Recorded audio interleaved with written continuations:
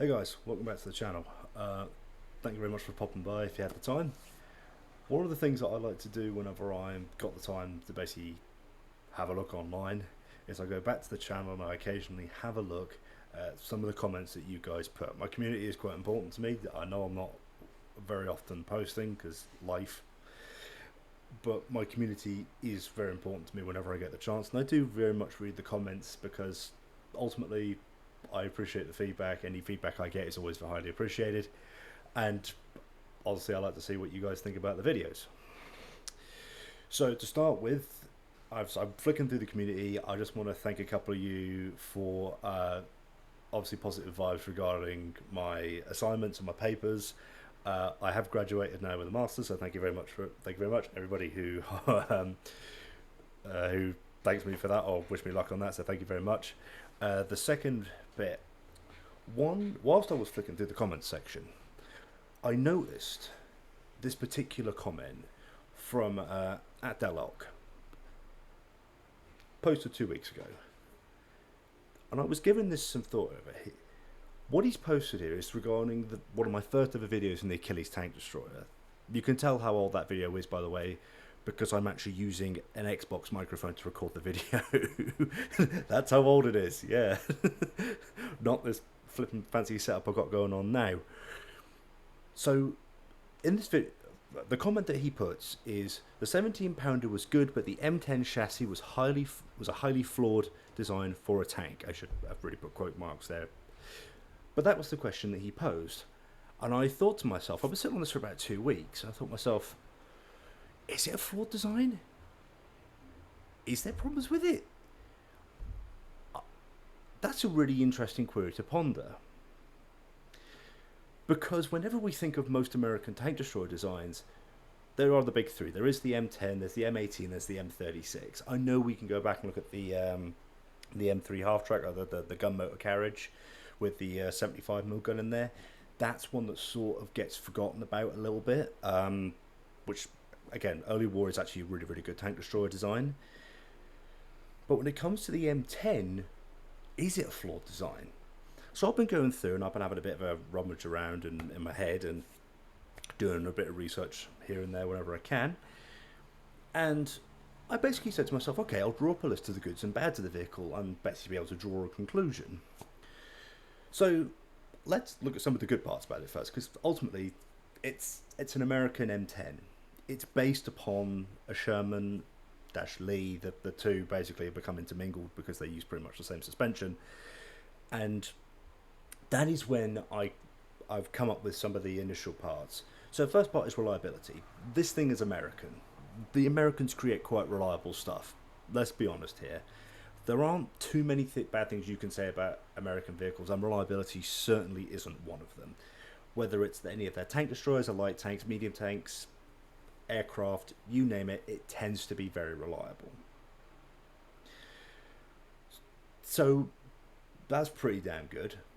And even when it isn't reliable, another positive of it is parts mixing. This thing uses a lot of the same parts that you'll find in most other armoured vehicles within the American Army, in particular the Sherman, which means that even if you don't stumble across your own depot, you can take parts from other Shermans and other depots and use them in your own vehicle because the two run on a very, very similar design. Now, yes, there are parts that you can't just take straight off a Sherman. You aren't going to get one-for-one copies, but there's enough on there that you can keep yourself going, especially in the mobility department, until you then find a more fervent repair station. So that's actually quite a really good thing about it. The big thing here is the firepower. Now, the M7, the 76mm gun, which the M10 originally uses, is one of those guns that is good enough for the job. When the tank's introduced, it's brilliant. You know, it's benchmark. It's what you expect.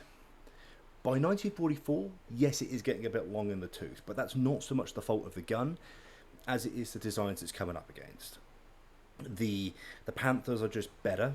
They've got really good frontal armour. You can still hit them from the side. Panther side armour is notoriously shoddy. It's only about 30mm on the side armour. Tigers, yes, they've got thick frontal armour, but it's quite flat, which means that even at closer range, the M10 still has a fighting chance. But it's mostly because of the fact that in Normandy, and as you get further and further out from the Normandy battlefield, and even in Italy, the firefights take place over longer ranges, which negates the advantages of still having that gun, unless you're firing high quality ammunition. What the British do with the Achilles by shoving a 17-pounder in there does negate this problem, but that is a British exclusive thing, and that is because the British were using 17-pounders all over the place by that point, wherever they could get their hands on them, because the British hate Tigers. So the firepower aspect is pretty flipping good. Next part's really like the mobility. This thing will do 30 miles an hour, or 48 kilometers an hour. It's quick. It's quick for a tank built on for a tank destroyer built upon a medium tank chassis. It's quick. You know, it can get you from point A to point B and it really flipping quickly. You're not going to struggle to stay behind the main army. You're not going to struggle to stay with your own tanks. It's again, you can't fault the mobility of the design.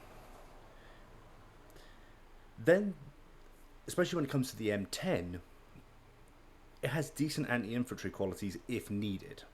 That 76mm is actually quite good, as it can be used as in a utilitarian role quite effectively. You know, it's got enough HE filler inside that round that it can do a job in infantry. You don't want to do that by any stretch of the imagination. I wouldn't want to be an M10 crew and all of a sudden I'm being told to fire an MG42 because all I can hear going over the top of the canopy is flipping whizzing bullets, for crying out loud. I'd be sitting there going, nope, please don't hit. But yeah, it can do a job. So it gives that a little bit more of a utilitarian role, which means that as you get later on into the war and you're less encountering German panzers, you can still find a usefulness for the machine, even as German armor becomes less and less of a problem. And of course, the last one is 50 cal. You can't go wrong. Sticking a 50 caliber weapon on any armored vehicle is just a bonus.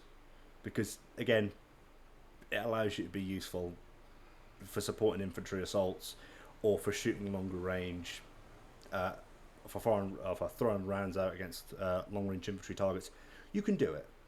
It's a useful bit of kit to have on board.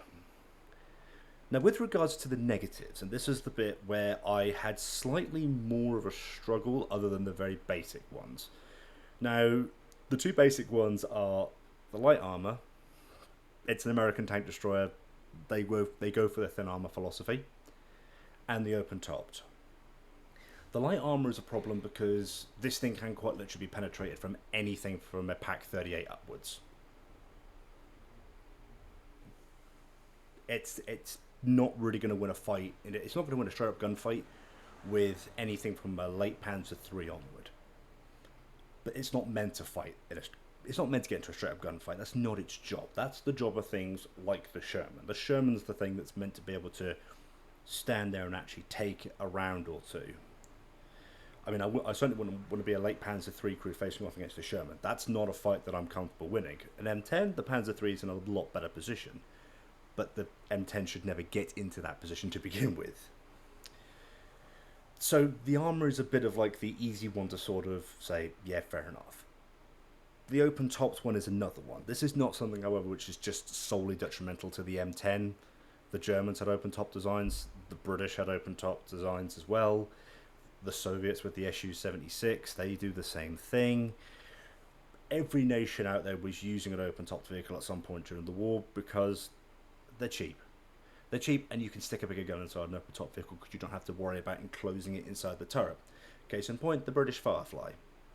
In the Firefly, they had to literally take the engine and cut a great big hole in the back in order to weld the engine, weld a radio block in the back of the vehicle, in the back of the turret, to fit that radio. Everything else, so they could fit the gun. Even then, they had to twist the 17-pounder sideways in order to actually fit the thing.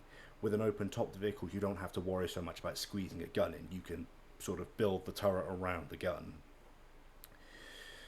The only problem with an open-topped is that you are extremely vulnerable to top-down threats, be that from the most basic things, such as an infantryman with a Molotov or with a grenade, or a happy-go-lucky sniper or machine gunner who just thinks, I'm just going to point that gun down like that, all the way to indirect threats such as mortars and artillery fire. You're pretty much stuck in a bit of a open casket. And then there's obviously the one other thing which many people don't consider, which is the elements. The elements are just as detrimental to the fighting quality of troops as enemy fire is. This is what the Germans found in Russia with their open-top vehicles. It's what they found throughout their time using them. It's why you see so many open-top vehicles in German service with tarpaulin covers over the top of them, or camo covers over the top of them. And the Allies would do the same. The open-topped nature of a vehicle just means that you are more susceptible to threats from the environment. It's not even really threats, it's just the impact of the environment. If it's wet or cold or snowy or just miserable and you can't get anything dry, you're going to suffer. Your morale's going to suffer, your combat performance is going to suffer. So those are the two basic ones out the door early. The next one is the auxiliary generator. Doesn't have one. This thing not having an auxiliary generator is a problem, because it means that unless the engine is running, that battery's not getting any power put into it. Now, this is partially a case to save money, to make the M10 cheaper to build, because you don't have to worry about an auxiliary engine. This is what the Germans did when they went from the Panzer IV-H to the Panzer IV-J. They got rid of the auxiliary generator out of that, just to cheapen ease of production. That's fair enough, that's what you have to do. For the Americans and the M10, however, I feel as if this was something which wasn't necessarily needed to be done, and they sort of just did it because they didn't think the M10 would need it. Which I think is a silly decision, and I think that is a bit of a flaw to the design. The other bit is the manual turret. The turret has to be hand cranked. It isn't a powered turret like it is inside Shermans or Panzer IV-H's or Tigers or whatever. It's a manual hand crank turret, which is a problem for a vehicle which is meant to be sort of trying to skirt around the outsides of battle, get flanking shots off. If you're stuck with a manual cranking turret, that is gonna hinder your performance massively. That is a bit of a detriment to the design. That's actually something which is quite considerable. Things like limited armor and open topped, you can supplement that as long as other functioning parts of the vehicle are good. The lack of a manual, the lack of an automatic turret, however, is the part that makes that a bit more detrimental. Is it enough for me to turn around and say the M10 is bad? No. But it's the sort of thing that makes me go, hold on, is that flawed argument got a little bit more of a justification behind it?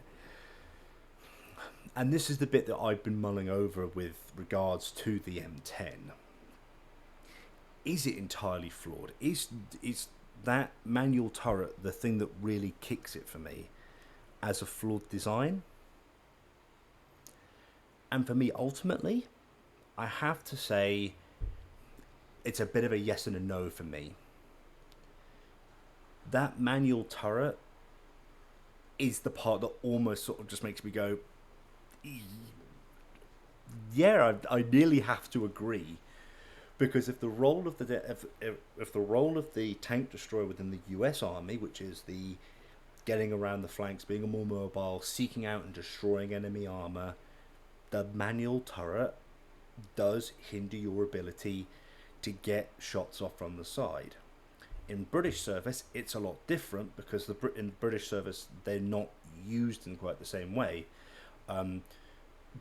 You put that into context, in the Americans, they build their own dedicated anti-tank units. In British service, the M10, the Achilles and M10s serve as part of the Royal Artillery. Britain throws them in Royal Artillery Regiment and says, yeah, build specialised anti-tank units for us, because that's what we're doing. And so in British service, obviously it's going to be a lot more of a different performance than it is for the Americans, because the Americans are using them for something different. In the end, I think whether you consider it to be a flawed design comes down mostly to doctrinal use. And I say this because the same can also be said of something like the Panther. Let me go on a slight tangent here. The first variants of the Panther are the Panther Oust of D. For some reason, the first one was oust of D, then the next one was oust of A. I don't flipping know why they went that direction. It's the Germans, though, they like to overcomplicate everything. With the oust of D, which was the first version of Winter Service and the one which they sent to get to combat service in time for Kursk, that didn't have an automatic turret either. That had to be manually hand cranked, which was dreadful because that turret was even heavier than the one that's on the M10. That is the problem, because what that meant is that the way the Germans wanted to use the Panther, they couldn't use effectively until the newer versions had come into service, which got rid of that hindrance. And that, to me, is the point in which the Panther then starts becoming better and starts being more of a viable unit for the Germans. And I think the same is true of the M10. The manual turret is not the sole detrimental factor behind the vehicle. It's the way in which it is used which would then make that detrimental. Not really that mattered wholly, because the Americans still worked their way around it. Like I say, with the British, they weren't so much used in the same way that the Americans used theirs, largely because the British didn't really view the idea of using tank destroyers for mass flanking operations, and also because the 17-pounder was still capable of punching through most German armour that it could encounter, all the way up until the introduction of things like the King Tiger, at which point you're just saying, well, now you're just being silly. When it comes to the M10 then being a flawed design, I have to say I don't agree. I think when you get the M10, everything else about it is brilliant. Everything else about it is just makes it a very, very good design. The only significant detriment is the manual turret. Is the auxiliary generator a problem? Kind of. But how often are you going to encounter auxiliary problems when your whole job is to be on the move constantly and constantly be getting around the battlefield? That's the point in which the auxiliary generator becomes less of an issue. The open tops part, that's not exclusive to the M10, so I don't really count it. Light armour, also not exclusive to the M10. There are plenty of other lightly armoured vehicles in service in Normandy that you could turn around to. All of the various different Marder variants that the Germans are fielding, because they're fielding everything from flipping the Marders on FCM36 chassis all the way up to the Marder 3Hs on their PZ38 chassis. Little armour, open top, that's not really a detrimental factor as far as I'm concerned. The only thing I can really think about is that manual turret, and I don't think that makes it a flawed design as such. I think it very much comes down to how are you using it, and does that part of a design play a fundamental part in affecting how it's used. So, having said that, that's what I think. Like I say, I love the community feedback. Thank you so much for all the support and all the love. You guys are absolutely fantastic. I will try and be more active again. I know I keep saying that. Life gets in the way of stuff. But I will constantly try and come back, and I will try and be more productive, have more of an output. If you have any questions, leave them down below. Please like, subscribe, do whatever. Thank you all again for your support. Much love. I'll see you on the next one.